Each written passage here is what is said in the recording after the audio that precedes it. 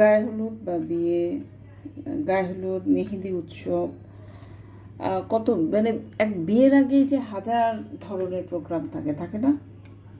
মেহেদি উৎসব এখন অ্যাড হয়েছে। সঙ্গীত, সঙ্গীত এটার কি প্রোগ্রামের মর্মার্থ বা মর্মটা আমি জানি না, বুঝি না। সঙ্গীত উৎসব করেন, তারপর আরেকটা কি করে, মেহেদি উৎসব করে, মেহেদি পার্টি করে, তারপর হচ্ছে কি ব্রাইডালের লাস্ট মানে সে ব্যাচেলর পার্টি আর কি সেটা করে। মানে অনুষ্ঠানের কিন্তু একটু বিয়ের মধ্যে শেষ নাই।